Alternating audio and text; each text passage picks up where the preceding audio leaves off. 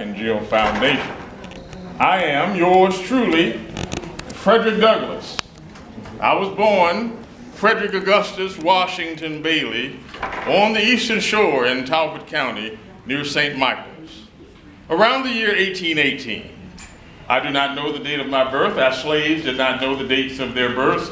The closest they could come would be planting time, harvest time, cherry time.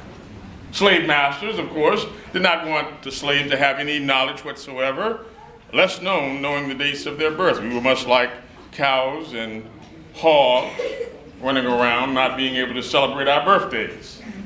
The saying was, an educated slave would be a worthless slave, and so they kept knowledge from my head. I was taken away from my mother before I was 1 year old. She was sold to a plantation about 12 miles away, as this was the custom in the 19th century on plantations, that families would be broken apart.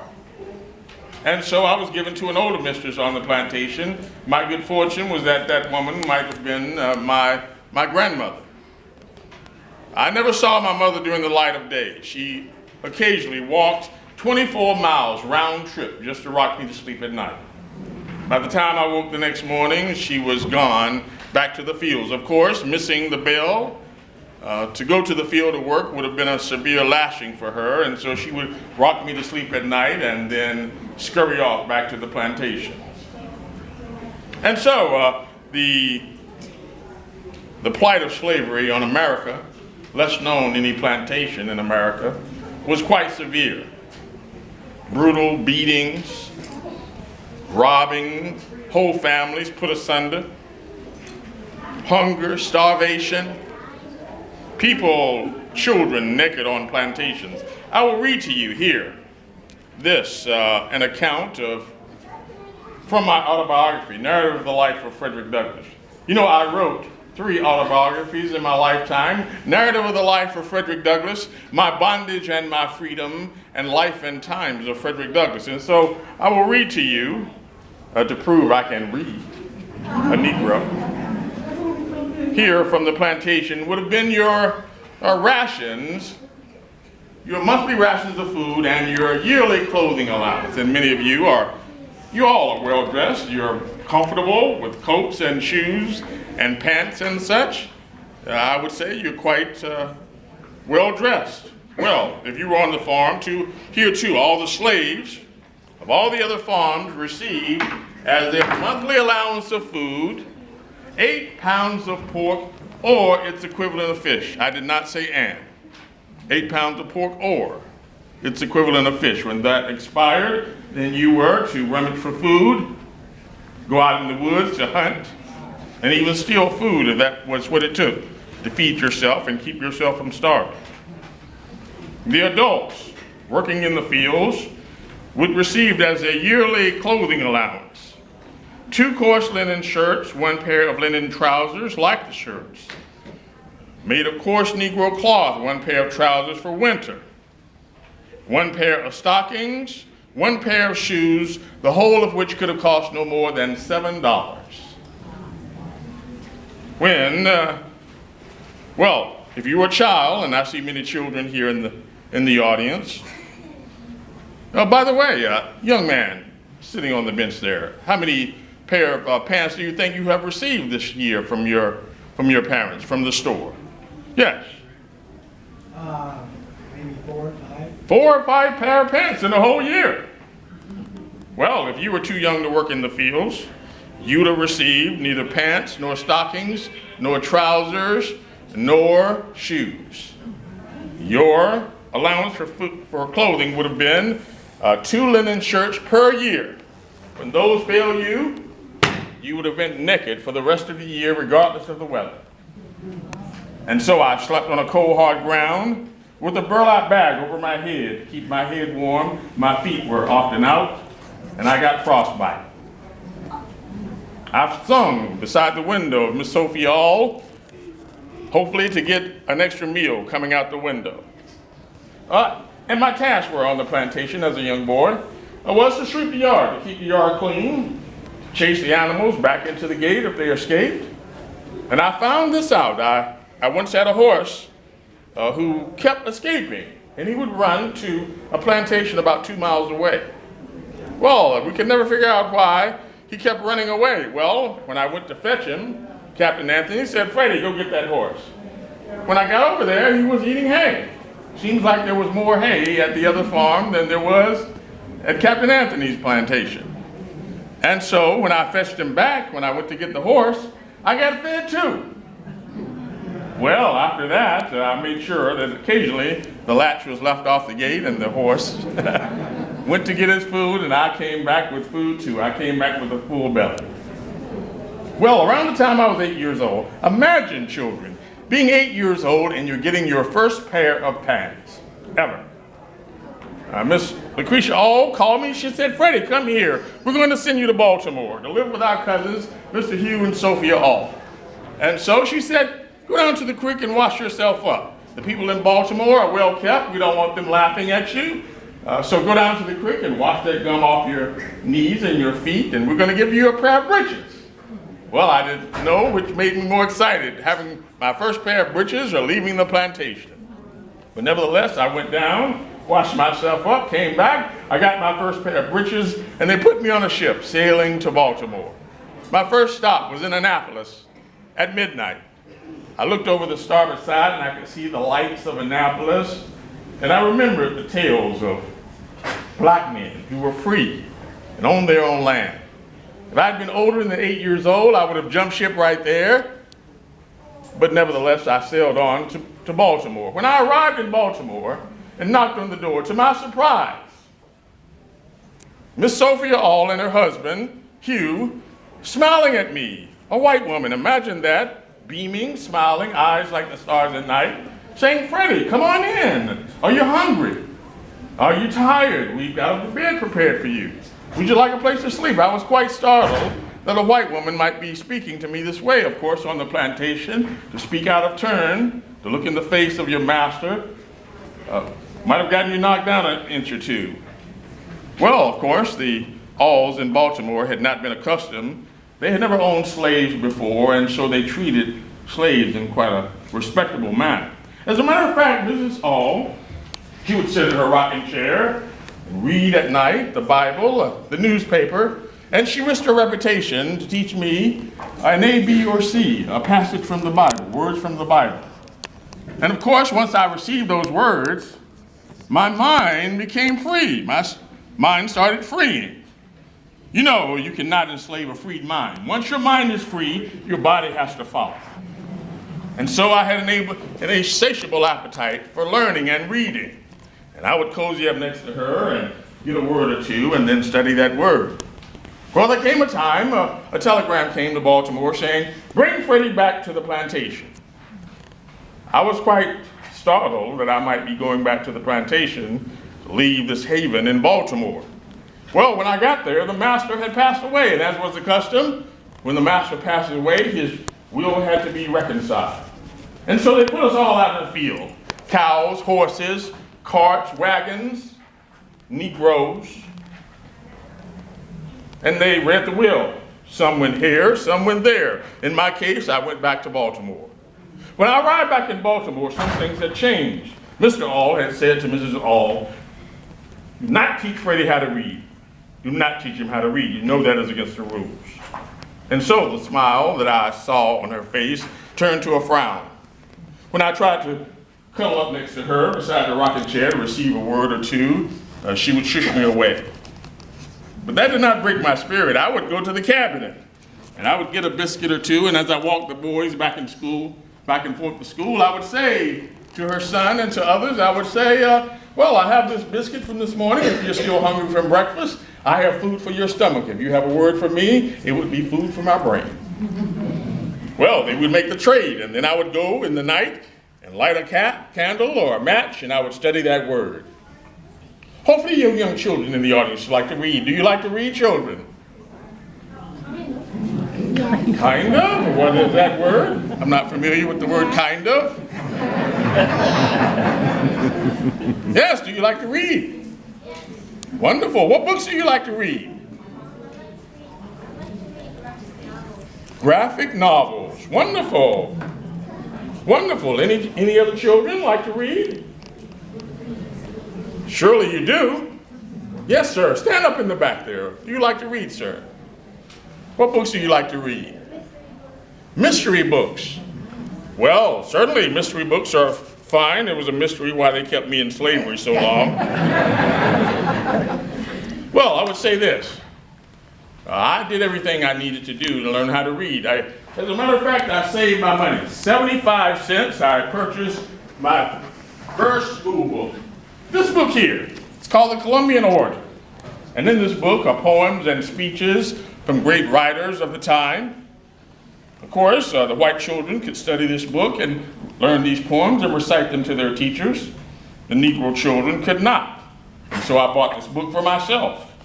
And as a matter of fact, the very first poem that I learned to recite and read is in this book. Could I get a volunteer from 2 children, maybe 3 in the audience who, yes, of course, you like to read? Come on out. Help Frederick Douglass read a poem. Yes, sir, come on out. Are there any other children from the Jack and Jill Foundation? You are here representing your people from history. Come on up, sir, with the glasses on. Odd-shaped glasses they are. And what is your name, sir? Christian. Christian? And you, sir? Charles. Charles. Nice to meet you, Charles. And you, sir? What is your name? Elijah. Elijah. Wonderful names of children. Now, I have a poem here, and I think you all will have to share the book. So you stand in the middle, young man, and you all look over his shoulder. This poem right here is the first book that yours truly learned to read and recite. Starts right there with, you'd scarce expect one of my age. Now, when you read aloud, you want the people in the back to hear you, so you would speak loudly, all 3 of you. Are you ready to read? Yes. Yes. Are you ready to listen? Yes. Wonderful. You'd scarce expect one of my age. To speak in public on the stage. And if I chance to fall below, repeat after me. When I say the line, then you repeat the line after me. All right, let's start over. You'd scarce expect one of my age. You'd scarce expect one of my age. To speak in public on the stage. To speak in public on the stage. Now, you young men on the side, join in now. All right? Yes. Are you ready? Yes. And if I chance to fall below, And if I chance to fall below, Demosthenes or Cicero. Demosthenes or Cicero. Well, that was great. He pronounced those words pretty well. Now, the 3 of you need to be reading in unison. This is what we did when I taught Sabbath school on a regular basis, helping Negroes learn how to read and write. We would all read in unison. Now, do you know, happen to have an idea who Demosthenes and Cicero are? Anyone in the audience, Demosthenes and Cicero? Well, the lesson here, of course, would be if you come to a word that you cannot pronounce, or you don't know the meaning of, or you don't know the person, then you would stop right there. You would ask your mother or your teachers who that person might be. You don't want to just go forward without having the knowledge. You might have a test at the end of the day. You want to pass the test, is that right? Yes. Sure. So you stop right there and you teach yourself what the word is, and then you proceed to read. So now, Demosthenes and Cicero were great philosophers of the time before Christ. If you open a book and speak to these people, they will come to you just as I have today. And so, let's continue the poem. Don't view me with the critic's eye, Don't view me with the critic's eye, but pass my imperfections by. but pass my imperfections by. Large streams from little fountains flow. Large streams from little fountains flow. Tall oaks from little acorns grow. Tall oaks from little acorns grow. And though I now am small and young, And though I now am small and young, of judgment weak and feeble tongue, of judgment weak and feeble tongue, yet all great learned men like me yet all great learned men like me once learned to read their ABC. once learned to read their ABCs. Let's give them a round of applause. For reading. Yeah. Thank you, young men. Now, don't go yet. I have a present for you. Yes. Now, you have seen a demonstration that it is easier to build strong children than to repair broken men. And hopefully all of you that have brought your children here today, children of Jack and Jill. You are building strong children. We don't want to have to repair these men after they get older. But as a consolation for reading with Frederick Douglass, I give you here a copy of the U.S. Constitution.